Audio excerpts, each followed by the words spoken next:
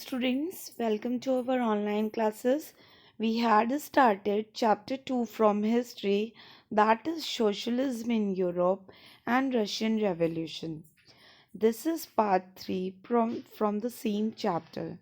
In the previous classes, we already discussed about the liberals, conservatives, and the industrial and social change in Europe.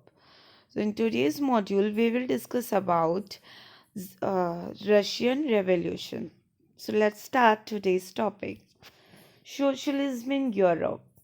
Socialists were against private property and they saw the socialist private the capitalism as a root of social evils. They had different visions of future. Some believed in cooperatives, some demanded that government must encourage cooperatives. For example, Karl Marx and Friedrich Engels added the industrial society was capitalist, and Marx believed that socialist society would free the workers from capitalism, and this would be a communist society. So these are the different views of social of the persons regarding the socialism. Now, who support for socialism? Socialists form an organization called Second International to spread socialist ideas.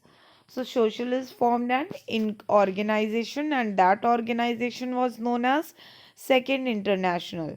And why they create organization to spread the socialist ideas?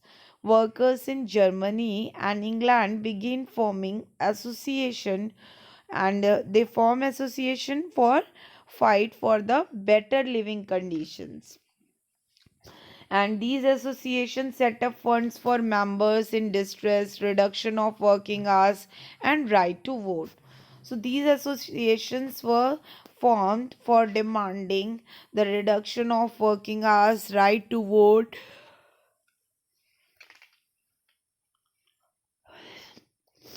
Now, Russian Revolution. In 1914, Tsar Nicholas II ruled the Russian Empire. So, what is the economy and society during? What is the economic status and social status of Russia during Tsar Nicholas? Most of the Russian population were agriculturists. About 80%, 85% of people population is dependent on agriculture. Industries were being set up which was mostly private property of industrialists. So industries were set up by private properties. Next, workers were divided into groups, but they did unite to strike work when they are dissatisfied. So workers are divided into group, but if they want to strike, they were they did unite to strike when they were unsatisfied. And peasant had no respect for nobility, very unlike the French peasant. So peasant की जो situation थी is like the situation in France. जैसे वहाँ पे कोई rights नहीं थे, तो same situation थी peasants की Russian Empire में भी. And Russian peasants were the only peasant community which pooled their land and their commune divided it. So Russian peasants की तो कम्युनिटी थी, वो उन्होंने मतलब वो ऐसी ओनली ऐसी कम्युनिटी थी जिन्होंने अपने they pool their land and their commune divided. So it's very unfair for Russian peasants. Now, socialism in Russia. All political parties were illegal in Russia before 1914. So political parties were illegal. The Russian Socialist Democratic Labour Party was formed in 1898, and this party struggled to give peasants their right over land that belonged to nobles. The land was divided among peasants, and periodically, which makes them natural socialists, and it was felt that peasant and not no workers would be the main source of the revolution. But Lenin did not agree with this, and he felt that peasants were not one social group. And the party was this party. Which party? The Socialist Democratic Labour Party was divided into Bolsheviks and Mensheviks. So, Russian Revolution. The Russia was an autocracy, and the Tsar was not subject to the parliament. Liberals wanted to end this state of affairs. So basically, in Russian Empire, there was an autocracy. No rights are given for the peoples, and also they wanted towards the demanding a constitution during the revolution of 1905. So this is the status of the these are the factors responsible for the Russian Revolution. So students, we already discussed about the Social Democratic Party. The Social Democratic Party was divided into two wings, Bolsheviks and Mensheviks. So who are Bolsheviks and who are Mensheviks? Vladimir Lenin led the Bolshevik group, and he was in the view that in Tsarist Russia the party should be disciplined and control its quality and number of members. And Mensheviks group viewed the party should be open to all as in Germany. So there are two different views of socialists, Bolsheviks and Mensheviks. So views of Bolsheviks and Mensheviks are different. How they are different? Bolsheviks wants what they want. Actually, Bolsheviks oppose the private properties. They thus they nationalist most industries, and thus they nationalize most industries and banks. Lands of the clergy and nobility were seized, and land was declared to the state property. So these are the reasons why there are two different views of Bolsheviks and Mensheviks.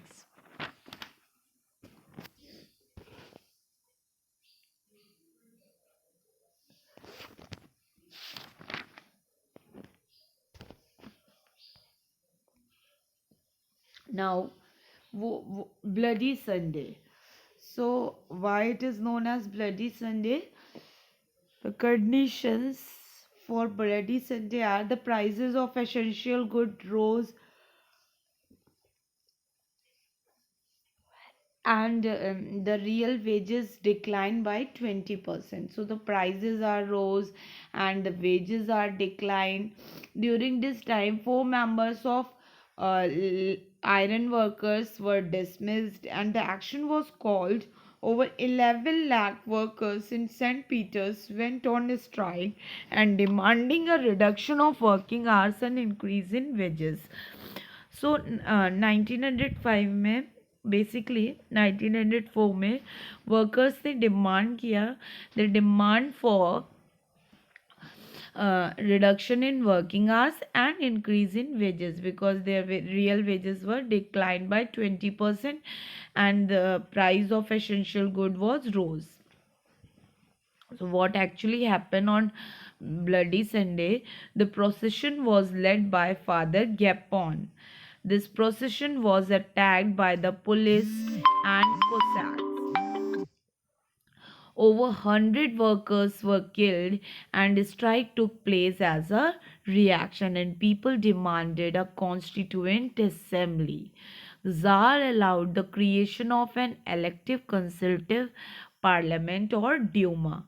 So in Russian Empire, parliament is known as Duma.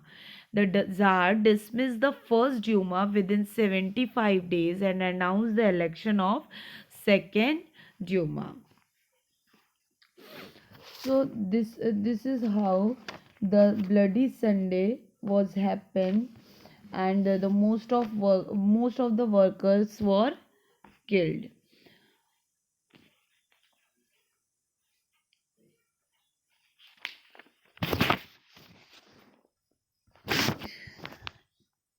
The next step is the First World War and the Russian Empire. So, how First World War impact the Russian Empire? In Russia, the First World War is from, you have to write about First World War in comment section.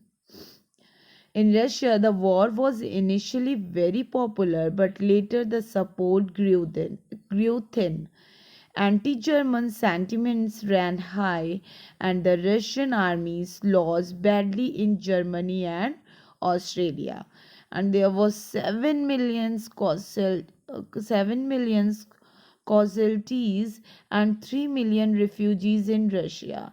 And the war also affected in the industry.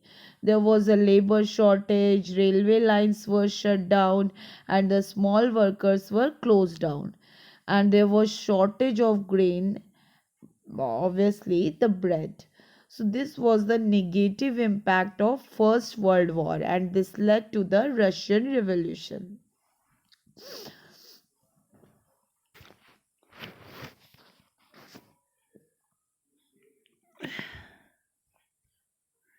February Revolution in Petrograd.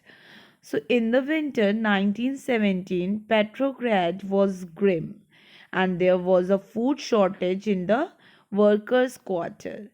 And on 22 February, a lockout took place at a factory, and workers of 50 other factories joined in sympathy. Women was also led and participate in the strike, and this came to be called the International Women's Day. 22 February is known as the International Women's Day.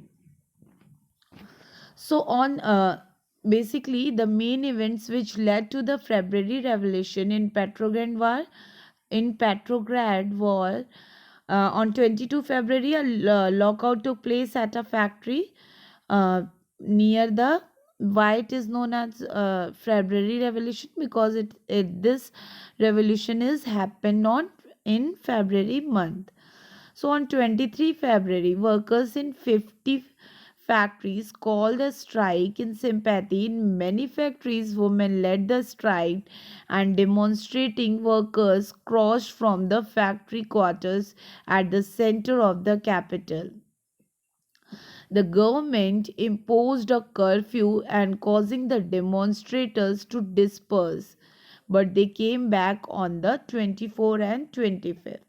So on 25th February, the Tsar suspended the Duma. Duma is known as the Parliament of Russian Empire, and this caused widespread anger. So when Tsar suspended the Duma, this caused the widespread anger, and ultimately, after a resign of workers met the Tsar, and on 2nd March, following the military's advice, Soviet leaders and Duma leaders formed a provisional government to run the country. So, what was the impact of February Revolution? The impact of February Revolution was the Soviet leaders and Duma leaders formed a provisional government to run the country. After that, what is known as October Revolution. So we already discussed about Bloody Sunday, February Revolution. Now what is October Revolution? So on 16 October 1917,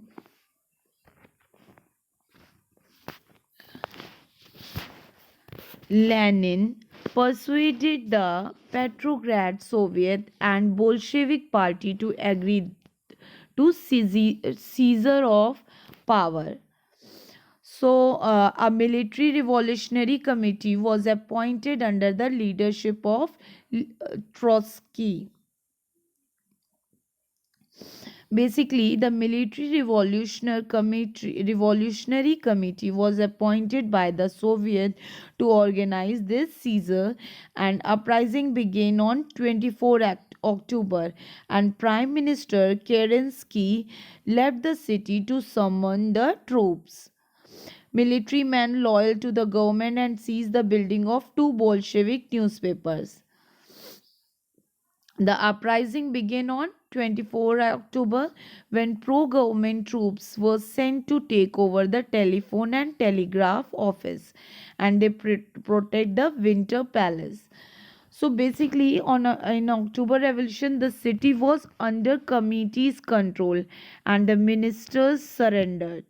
Uprising took places in other cities. By December, the Bolsheviks controlled the Moscow and Petrograd area.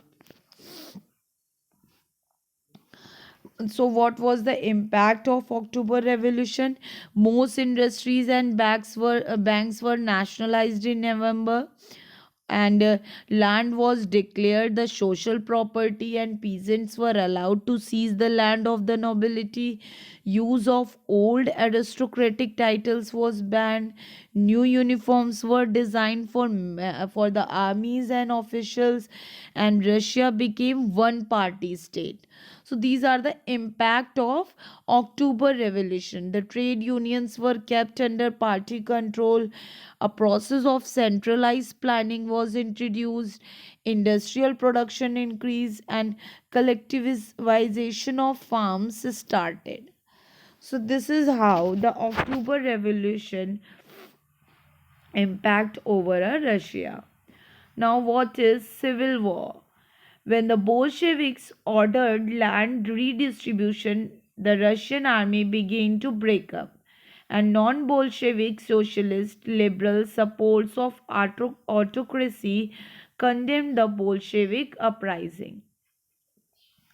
तो कहता है कि Bolsheviks ने चाहते थे कि land का redistribution हो, बट जो नॉन बोल्शेविक थे, सोशलिस्ट थे, लिबरल्स थे, they are supporters of autocracy. So Bolshevik को भाई जब उनकी बात नहीं सुनी जाएगी तो वो अपने रिवॉल्यूशन को आगे कैरी ऑन करते हैं. And they form their troops and were called greens which would fight against Bolsheviks are red. So the Pro-Tsars whites controlled most of the Russian Empire, and they were supported by French, American, British, Japanese troops, and all these fought a war with the Bolsheviks. So ये जो British, American, Japanese का जो war हुआ था Bolshevik से, that war is known as civil war. Making a socialist society. So the Bolsheviks kept industries and banks nationalized during the Civil War. A process of centralized planning was introduced, and rapid construction and industrialization started, and extended schooling system developed after the Civil War. So, what was the global influence of Russian Revolution? By the 1950s, it was recognized in the country, and outside that, everything was not keeping with the ideals of Russian Revolution. Very important point. And industries and agriculture had developed, and the poor were being fed. The essential freedom to its citizen was being denied. So this is the global impact of Russian Revolution.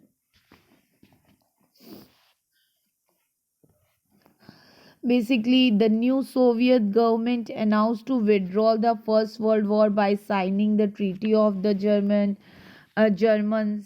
The socialist government announced the nationalization of all industries, private lands, bank, mines, telephones, and this was declared as a state property. So these are the impact of Russian Revolution on in Russia. Russian Revolution led to the establishment of world's first communist or socialist government, and Russian Revolution put an end to the autocratic czar rule in Russia. So this was the global impact of Russian Revolution. So the October Revolution, the February Revolution led to the end of the autocracy in Russia. So this is all about this topic. Your chapter is over now. Thank you, students.